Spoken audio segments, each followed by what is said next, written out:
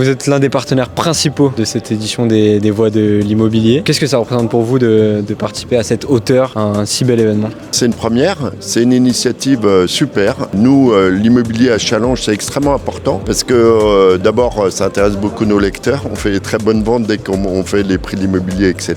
Pour nous, c'est quelque chose d'extrêmement important. L'immobilier, on vit dedans, on dort dedans. L'immobilier commercial, on va faire ses courses.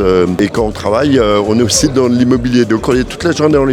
Donc ça veut dire que ça fait partie de la vie et c'est des problèmes sociétaux énormes qui sont derrière. On parlait de la résidence, c'est le logement. Et le logement, on sait qu'il y a une crise énorme du logement en France. Donc nous, on aborde l'immobilier aussi par ce prisme-là. Et je pense que c'est extrêmement important parce que si on arrive à résoudre ces crises-là, d'arrêter de considérer que l'immobilier, c'est une assiette fiscale ou c'est juste un prix, c'est autre chose. C'est de pouvoir se loger, de pouvoir loger ses enfants. C'est de moins en moins évident. Il faut que tout le monde se serre les coudes pour résoudre ces problèmes-là. Vous, en interne, donc, vous avez dit que c'est un gros enjeu chez Challenge, l'immobilier, etc. Qu'est-ce que vous mettez en œuvre pour participer au mieux, pour apporter votre pierre à l'édifice à ce secteur qui est immense? Alors, nous, on a un certain nombre de dossiers dans l'année, dont les plus célèbres, c'est les grands dossiers prix de l'immobilier. Mais on va au-delà. Là, par exemple, on vient de faire un dossier sur le CIMI, donc là, on est plus dans l'immobilier de bureau. Donc, on suit toute l'actualité au jour le jour, à la fois sur le site de Challenge, c'est 3 millions de visiteurs uniques. Via le magazine, on va atteindre 240 000 en ce qu'on appelle diffusion payée, abonnement plus vente au kiosque. Et enfin, la newsletter, où on a chaque mois des milliers d'abonnés qui viennent. C'est une newsletter gratuite, brique par brique, qui suit toute l'actualité. Ça va des ventes de villas à Saint-Tropez à 40 millions d'euros au problème qu'il peut y avoir en ce moment dans la discussion budgétaire sur le statut